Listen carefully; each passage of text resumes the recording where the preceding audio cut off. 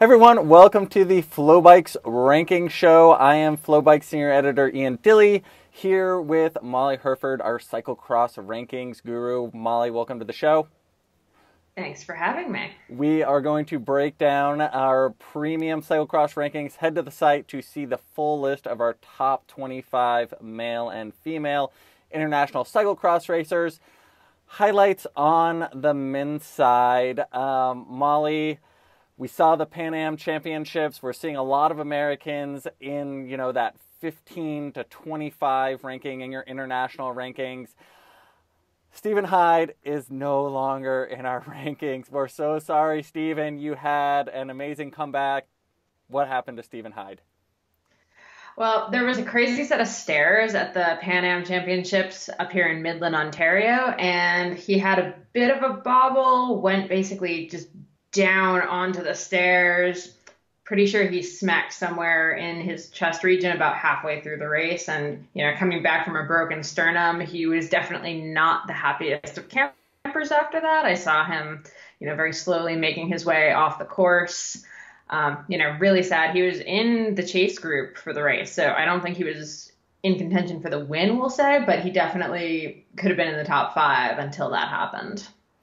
We still have, 3 months left in the cyclocross season until the World Championships, so hopefully we'll see Stephen back in our international rankings before the end of the year. Let's move on to the European Championships in Rosmalen, Netherlands. In the under-23 race, we had, some of the rising stars in cyclocross. We have Tom Pidcock won the under-23 European Championships, and then his chief rival, Eli Iserbyt, is ranked 12th in our rankings, Pidcock 22nd.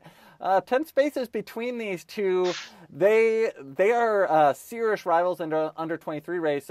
What's the reason for having Iserbyt in 12th and Pidcock down in 22nd?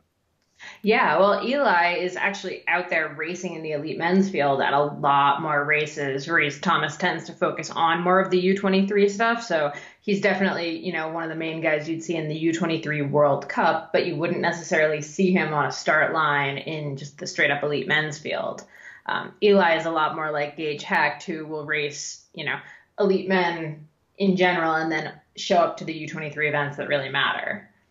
Let's head back to Pan Am's and Curtis White. Wow, this is the ride that we've been waiting for from, this young racer. Incredible Pan Am's. You were on site. What did you see in Midland, Ontario? Whew, man, I have never sweat so hard during a finishing sprint. So it was Curtis White, Mike Vandenham. He's Canadian. He really wanted this. Everyone is going crazy for him because, Canadian crowd.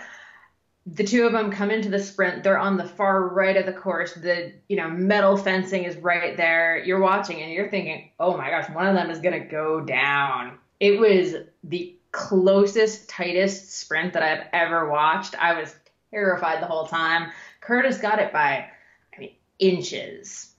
It came down to the wire, literally. It was fantastic. Curtis moving up to 19th in our international rankings. Let's see if he, that's pretty high for someone who has not done a lot in Europe. We'll see if he can hang on to that and prove you right, Molly.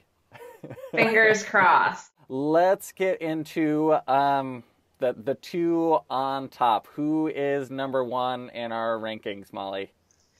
I keep wanting to switch it up week after week, and I keep not being able to because Mathieu van der Poel is just on this whole other level this season. It's, we knew it. We knew when he came back it was going to be a huge shakeup, and, we've been proven right. He's had a stellar season. And here we go.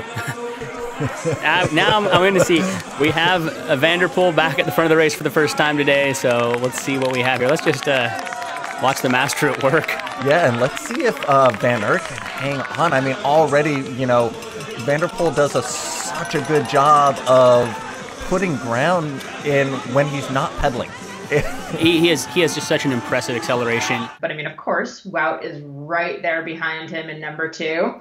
Although Wout was complaining a little bit after Koppenberg Cross that the road season left him with 10 kilos, so about 18 pounds of extra muscle. So if anyone sees him just like flexing on course, he just can't help himself. Yeah, I'm hoping this is something that was lost in translation. Wout is somebody who got, third at Strade Bianche, top 10 at every, pretty much every road spring classics we had. So how you gain 18 pounds, 20 pounds racing on the road, I don't really understand.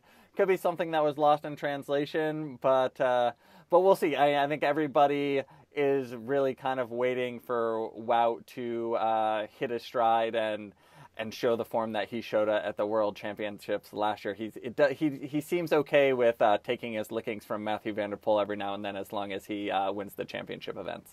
Like we said, there's a lot of racing left. Head to our site, check out the premium rankings, the full top 25. Send Molly your hate mail or love letters. And we will see you in 2 weeks for the next round of our international men's rankings. Molly, thanks for being with us.